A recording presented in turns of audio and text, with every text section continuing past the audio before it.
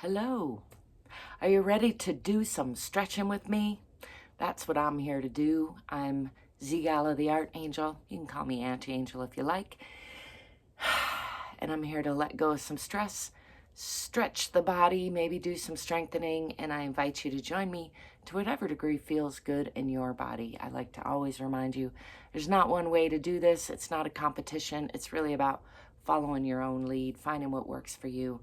And I hope that I can inspire and motivate you to give your body a little bit more love, a little bit more attention, a little bit more listening to, because your body's the one thing you can't live without. It's the one relationship you're going to have this entire lifetime. So it's worth giving it a little time, a little energy. Let's get to it. As usual, I'm going to be doing a freestyle full body stretch. I'm going to start off with some free arm swinging, just get the blood moving. What you see around me is called the Head Hutt Mega-Sculpture. It's a big livable space that I built myself with these two hands. Wrote a book about it. You can find that on Amazon. You can find a link to that book in the description below. Whatever else you do, don't forget to breathe and smile. It's one of the most important things about all of this. I'm going to start, there's a squeaky board there. I'm going to start by rooting into the earth, grounding myself, relaxing the bottoms of the feet, just checking in with the alignment. Let's start in Tadasana or mountain pose and just do a more deliberate check-in with the alignment, making sure not to lock the knees. Legs are straight but not locked. Bottoms of feet are relaxed. Hips are relaxed and over the ankles. Shoulders are relaxed and over the hips. Ears are over the shoulders. That requires lengthening the back of the neck just a little bit, pushing the chin back. We tend to do this a lot in today's modern age, so just do a little check-in on that alignment. I like to imagine that I'm being held in gentle traction between the center of the earth and the center of the sky or the universe somewhere.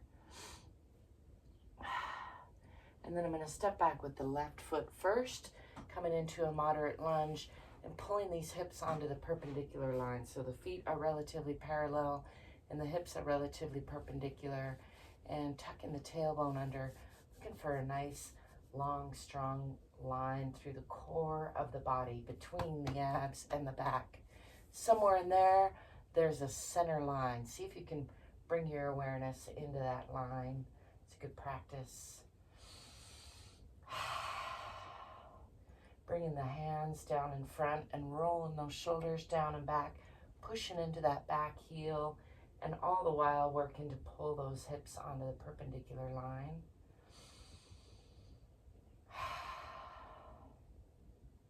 I'm going to bring sharp focus onto those fingertips as I move the fingertips away from the body, keeping the shoulders down and back. And then I'm going to shift to the off side today. So usually requires coming up onto that back toe just a little bit and closing the hips more. I'm going to watch the fingers as they extend out this way and then glance back at these back fingertips, checking with the alignment, all the while closing those hips, coming into an offside twist. That's tricky on the balance sometimes. I'm going to extend that back foot a little bit more on that back toe. And again, checking in with the alignment. Try not to topple over. Can, of course, always adjust your feet as need be. Make sure and find some element of stability if you can. And then I'm going to slide that back foot out even more and bring this left hand down on the inside of this right foot for an even deeper offside twist. Bringing the right hand up and gazing up past those fingertips. Just giving all the internal organs a little hug, the spine a little wringing out. I'm going to bring this hand around to reach for this opposite hip and gaze out at that back foot for an even greater twist. Trying to make sure and push into that back foot straightening that back leg. Then I'm going to bring this hand around on the outside of this front foot, moving my decorative leaves and straightening both legs, pushing into that back heel, aiming my chin for my toes, so I'm draping the upper body over the lower body, still pulling those hips onto the perpendicular line. Just enjoying some heavy sighs all along the way. I give you full permission to enjoy heavy sighs yourself. Try it, it's good for you. Then I'm going to bring weight onto both hands, spreading the fingers wide, and bring this front foot back to meet the back foot and press back into Adho Mukha Asana, or downward facing dog. Pressing down in the heels, pressing back with the hips, pressing the heart toward the center of the earth. The head should be in line with the elbows. It's a nice long line from the fingertips through the spine and out the tailbone. Tipping the tailbone a little bit toward the back of the head. Relaxing the belly. This is downward facing dog, or Adho Mukha Asana. And then I'm going to shift into a cobra pose. Sliding the back feet out or the hands forward, dropping the belly and the hips, dropping the knees, letting go of those toes, and stretching the front of the body from pubic bone through belly, out the chin. I like to add a little hum there because it's a musical life. And stretch that tongue out, because when else are you going to do it? Stretching again from the pubic bone through the belly to the chin, trying to relax the belly, relax the low back if possible, making sure not to collapse in those shoulders. This can be hard on the back. It's also very good for the back if you're warmed up to it or have been practicing it. If it's too much for the low back, then keep some tension in the glutes, in the butt, and that can help protect your low back in this pose. And of course, always listen to your own body. Don't push it too far, but push it just a little bit. I'm gonna come into Utthana Shishosana. Gotta move these weights out of my way. And that is extended puppy pose, keeping the lower body at about a 90-degree angle, sliding these fingertips out and bringing the forehead down toward the floor. Coming all the way down to release through the shoulders and chest. Continuing to extend those fingertips, relaxing the belly. Adjusting as need be. Still allowing myself all the heavy sighs that I want.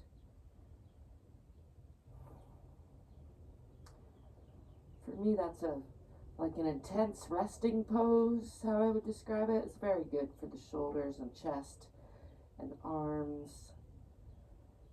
So I like to stay there for a couple breaths. And I'm going to walk the hands back on the elbows at first, and then come up to all fours with the hands under the shoulders. Let's scoot over just a little so my knees are on this carpet. Keeping the feet relaxed. We're going to do some cat-cow breathing. So rounding the spine and exhaling. This is another one that's really good for the spine and the digestion, the whole body really. Pushing up into a cat-like position, rounding from front to back and from side to side, and exhaling, pulling up in the abdomen. That's Marjariyasana, or cat pose. And then a nice pairing with that is cow pose, or Bitilasana. Lifting through the chest and eyes, lifting with the tailbone, breathing into the belly. And then let's do that with the breath a few times. Exhaling and rounding.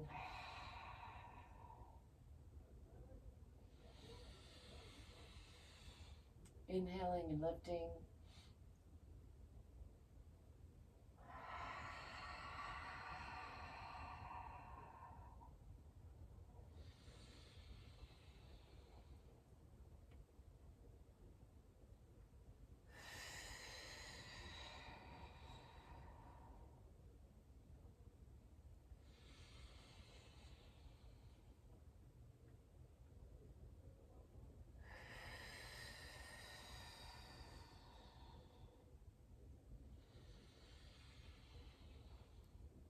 One more round.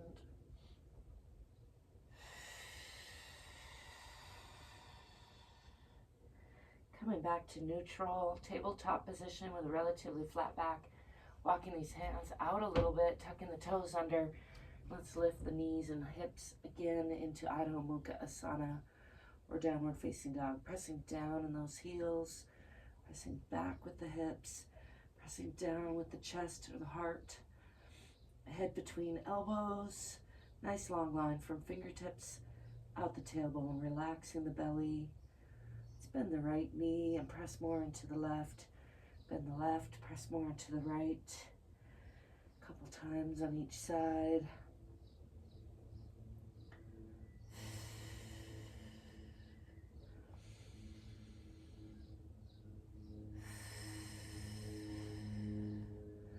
Pressing back into both heels. I'm going to swing that left foot forward, the one I stepped back with initially. Doesn't really matter which one you start with, just keep track so you can keep it even on both sides. And then again, pushing into that back heel, straightening that back leg. Hands are on either side of that front foot for a nice deep lunge on that side. And then I'm going to step forward with the back foot and come into a forward fold, just hanging here, hanging the upper body off the lower body from the hips. That's below the waist or above the waist if you're bent all the way over. But just to point out, it's not the waist. The hips are where the legs come into the pelvic area. I was going to say. I'm going to bend the knees, swing the arms back, come into a counter stretch, pushing the hips forward, lifting the chest, eyes, and palms to the sky. A little bit of a back bend. This is another exercise that's great for back flexibility. I'm going to be working on a special session for back pain in particular because I had a request for that. So I'm just thinking about what I can add to that. And I will tell you while I'm thinking about it that one of the best exercises for back pain is to strengthen your abdominal muscles. People often don't think about that. They focus on where the pain is, but often it's the opposite side of the body that is weak that causes the other side of the body to be in pain. So if you're having a lot of back pain, I highly recommend working on core strength and abdominal strength. You might just be amazed at how that can help improve your back pain, right? Taking some of the pressure off of it. Let's step back with the other foot, stepping back on the right into that moderate lunge. And again, pulling these hips forward, hip back, back hip forward onto the perpendicular line, pushing into that back heel, checking that you can still see the front toes past that front knee. Makes for a good alignment. Bringing the hands down in front, rolling the shoulders down and back for a moderate warrior pose. Just enjoying that with some heavy sighs. Checking in with that long, strong core line in the center of the body. And I'm going to extend these fingertips while keeping the shoulders rolled down and back. And again, shift to the off side. So if I can keep attention on this hand, I'm going to watch it as it slides to the back. It's good for the balance. And coming onto that back toe a little bit as I continue to close the hips. And then shifting my gaze to look at both sides, checking in with the alignment. And it's also great practice for balance. Gazing at the back fingertips, gazing at the front fingertips, just noticing how the two sides are the same, how they're different, noticing if one side is easier than the other. Not to judge, just to notice. We do like the body, and the body likes to be even. It's always aiming toward homeostasis, but we are also built a little asymmetrically, most of us in general, some more than others.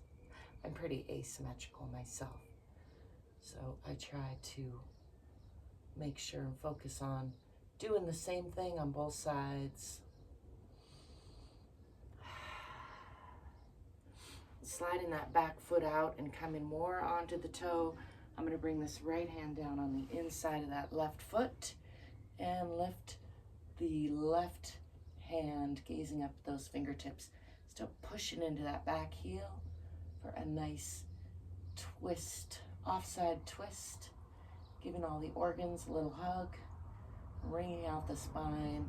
I'm going to increase that twist by bringing this hand around to reach for that opposite hip and bring my gaze to that back foot. Really giving a nice twist through the spine, a nice wringing out to all the organs. And then unwinding all of that, let's bring the hand on the outside of that front foot and straighten both legs, pushing in to a standing forward bending triangle pose. I don't know what it's called. It's got another name. Aiming chin for toes, draping the upper body over the lower body, still working those hips onto that perpendicular line. That's where a lot of the good stuff is, the good subtle work. Draping the upper body from the hips over that front leg. Again, aiming chin for toes, nice and long. And then I'm going to bring weight onto both of these hands and bring that front foot back to meet the back foot. Again, pushing into downward facing dog or Adho Mukha, pushing down in the heels, pushing back with the hips, pressing the heart toward the center of the earth, relaxing the belly, tipping the tailbone. Enjoying a nice heavy sigh there.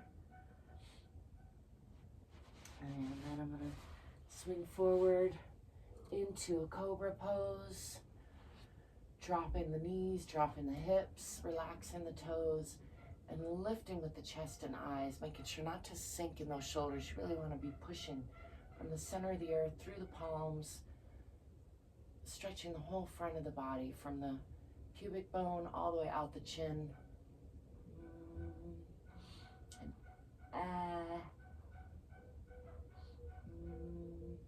Just giving a little tongue stretch in the middle there for good measure.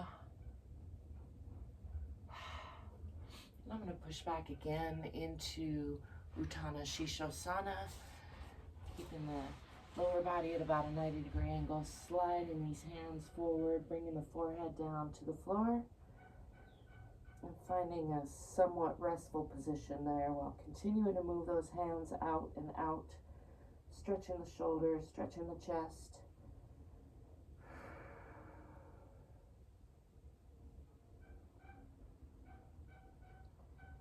Got some squeaks going on out there. I don't know what that's about. Somebody's fixing something.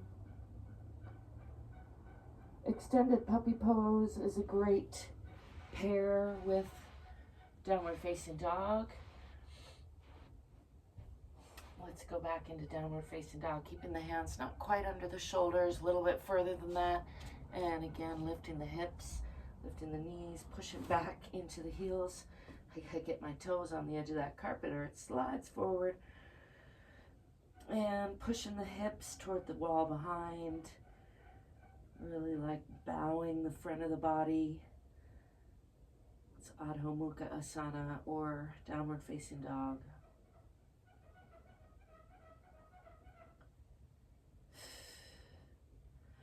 Let's step forward with that right foot in between the hands for a nice deep lunge on that side. Hands on either side of that front foot and pushing into that back heel.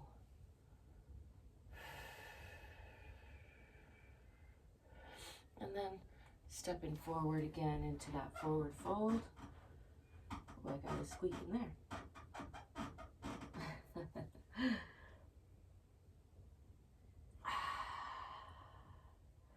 Relaxing the belly, just letting the upper body hang off the lower body, letting gravity do some unwinding. Let's bring the hands behind the back, clasp hands, roll shoulders and elbows towards each other. Additional stretch through those shoulders and arms and chest. See if you can touch your elbows together. Sometimes I can. Today, not quite. Haven't been doing it. It's a thing about doing your routine. You'll find after a while the things you do regularly get easier and easier. But if you stop doing them, then they get hard again. Just wiggling that around a little bit because that feels good. And I'm going to release that pull, but keep the hands clasped, and then come down the back of the body, checking in with the backs of the knees, checking in with the ankles, the toes, fronts of the ankles. Let's roll up to halfway, checking in with the knees, pulling up in the abdomen, now bending from the waist, left elbow over right. Give myself a nice hug, pulling the shoulder blades apart, tucking the tailbone and the chin, rounding from side to side and from front to back.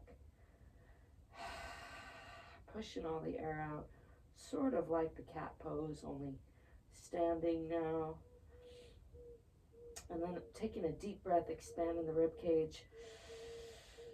And then releasing all that from the hips. Coming back into that forward fold.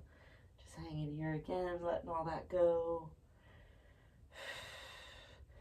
And then coming up again, this time right elbow over left for another self-hug. Rounding from side to side and from front to back. Tucking the chin, tucking the tailbone, really pushing the air out in the waist with the belly. And then a big expansive breath, expanding the whole rib cage and just letting all that go. Coming into a forward fold. Releasing the neck, releasing the head, releasing the spine. Letting go of the arms. You can fold them to hang or let them sit on your legs or on the floor, whatever's comfortable. Sometimes I like to bend the knees and straighten them a couple times here just to get a little more into that forward fold.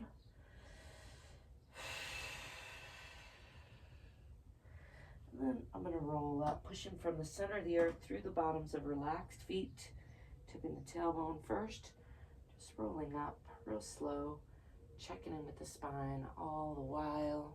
I'm going to end that with a little free arm swinging again to get everything back in coherence.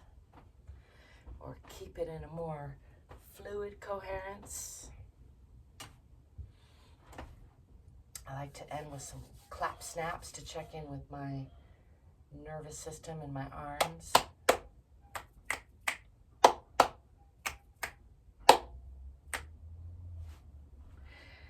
Like I started off saying, I hope that you will find what works for you. I hope that I can be an inspiration and perhaps some motivation, but I am not trying to say you should do exactly what I do. I do like to remind you, you don't have to wear a special outfit or brush your hair or have a special hand-built dome, any of that in order to check in with yourself and give yourself a little more love. And you're worthy of your own love. You're enough exactly as you are, and also you can do more than you think. So I hope you will get more curious, get more courageous, get more fit so you can be more free. Don't forget to like and subscribe, and until next time, I'll be seeing you. Ciao for now.